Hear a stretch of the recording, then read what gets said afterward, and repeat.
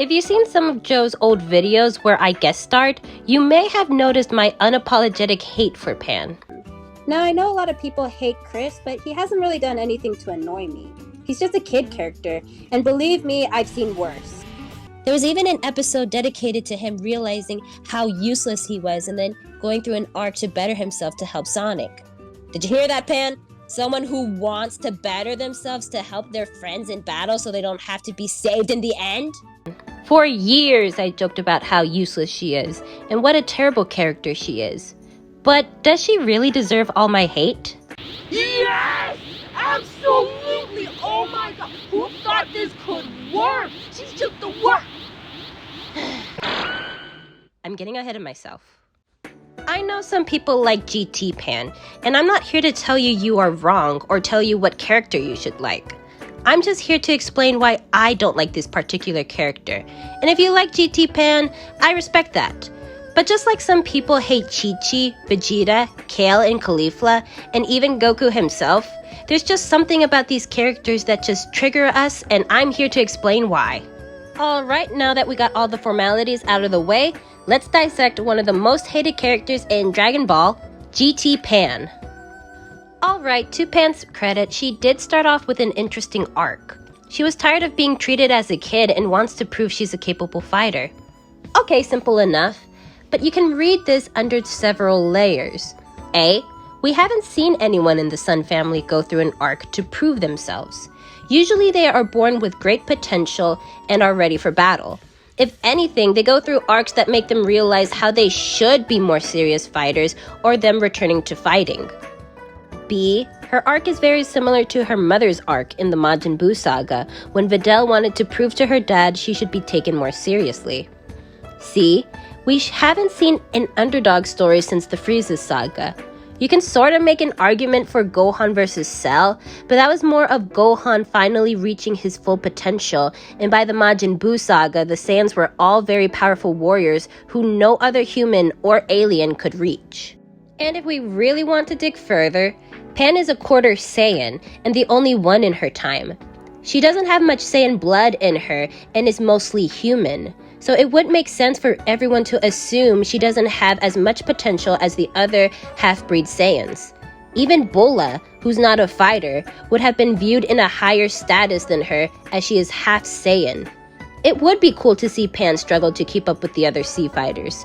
Slowly see her earn everyone's respect and prove that you don't need to be born with great potential to become a great warrior. Alright, I'm sold. What do you got, GT? A little concerned if I were you. The odds aren't exactly in your favor. Grandpa!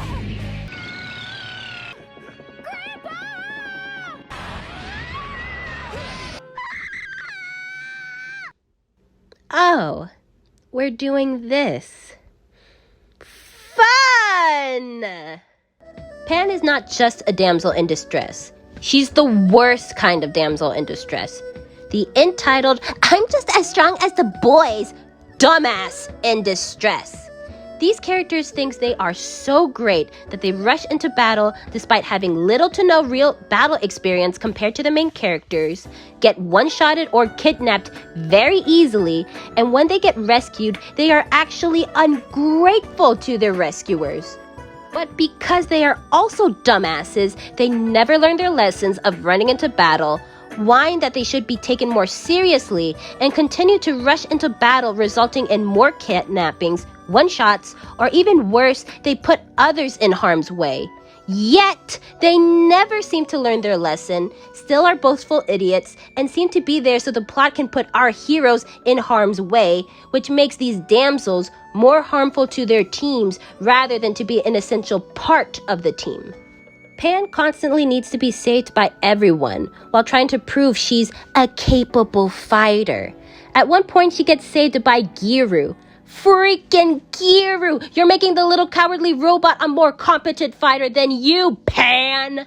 She went on one rescue mission to save Goku and Trunks, and she still needed to be rescued at the end.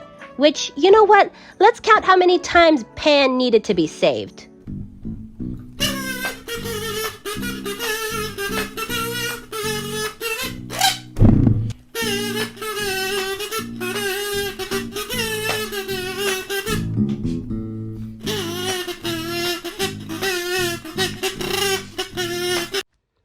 My God, I think you should take your grandma's advice and just become a scholar. Now, before anyone gets mad and says Pan isn't just a damsel, the producers of GT admitted that that's what they were going for.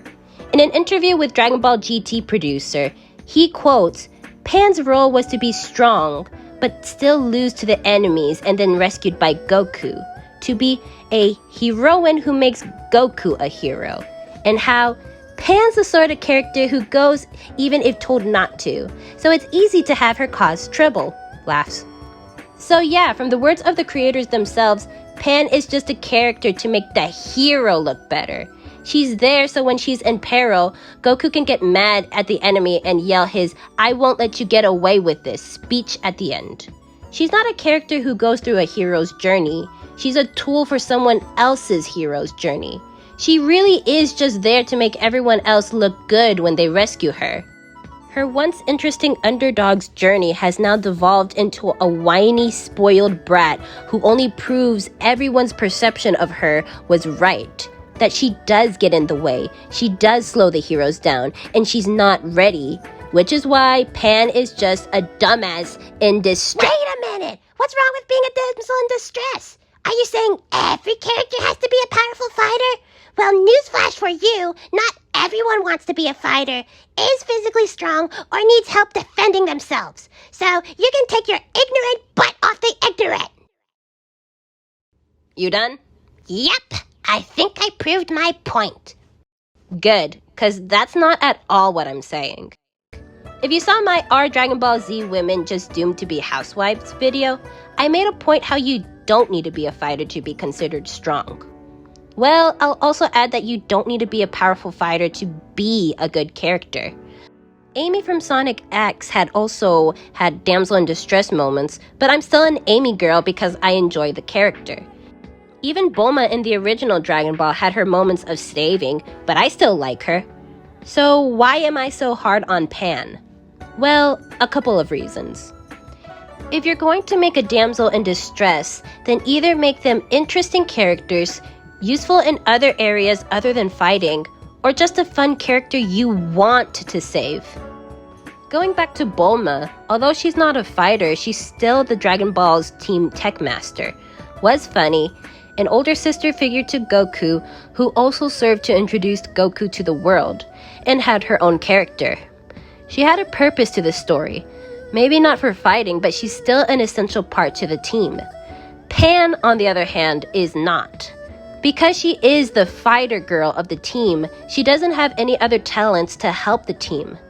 Trunks was the team's mechanic, Goku was the main hero, Giru was the dragon radar, and Pan was there to get caught. Plus, she was so whiny during the first arc. Yeah, Bulma could just be as annoying, but she also knew when to keep Goku in line. I never felt that way with Pan. If anything, someone should be there to smack her across the head and keep her in line. Is this really Gohan and Vidal's child? Say what you want about Chi-Chi's parenting, but she at least raised two sweet boys all by herself. Gohan was a present dad and had a wife to help co-parent, and they still fucked it up somehow. So yeah, that's my reason why I hate GT Pan so much. She's just the worst kind of damsel in distress. One that serves no purpose other than to be caught, annoying, and there to make the other characters look better in comparison. Overall, an F+++ character. The worst kind there is. However, there is still hope for the character. In the superhero movie, we see a little Pan training with Piccolo, and in less than 2 hours proves to be a better character than her GT counterpart. I'm really excited to see this version of Pan. Let's see if she can have a proper hero's journey in Super. Remember, Goku started off Dragon Ball as a lower class Saiyan with a power level of 2 as a baby, and grew up to be a powerful warrior that even the gods respected. Pan has the potential to follow that arc once again. Although I love Gohan, Goten, and Trunks as characters who were born with great potential from the start, there's something about Pan's underdog story that is more intriguing. Especially with the half-breed Saiyans who aren't as interested in fighting, seeing a quarter Saiyan step up to the plate and her potentially being the next generation of Z fighters is inspiring. Well, that's a wrap for my little Pan hate rant. And like I said before, if you do like GT Pan, I respect your opinion. I'm not telling you to hate the character or telling you you are wrong for liking this character. I'm just explaining why I don't like this character. There's a lot of people who say Chi-Chi is an annoying, abusive mother and a terrible wife, while I see her as a misunderstood mom who's trying to do what's best for her kids. But if you do like GT Pan, let me know in the comments below why you disagree with my opinion. Maybe there's something I miss, or maybe you totally agree with me but think I miss an important detail of why this character is so despised. Either way, let's keep the conversation going. Also check out Too Fast Joe's video on Dragon Ball GT vs Sonic X Season 3 to see which one had the better grand tour, where I also guest starred. Link in the description. See you there! Like my videos? Please consider joining my channel membership. It's only $1.99 a month and it helps support us here. You will have access to never before seen videos, early access to the next chapter of Goten Black with no audio, and help increase the productivity of Goten Black. Joe needs to be paid with all this amazing editing he does, and I also need money for the school. In fact, currently I'm looking for a second job to help pay for my rent, bills, and college tuition. So any money helps. Shout out to my amazing channel members. Your support means the world to me. And shout out to all my Patreon members. You rule! Which, speaking of which, can't wait for Goten Black? Well, now you can read the available pages on my Patreon when they are out. It'll just be $3 a month and will help us even more to get y'all the Goten Black content you deserve. Thanks for watching! Bye!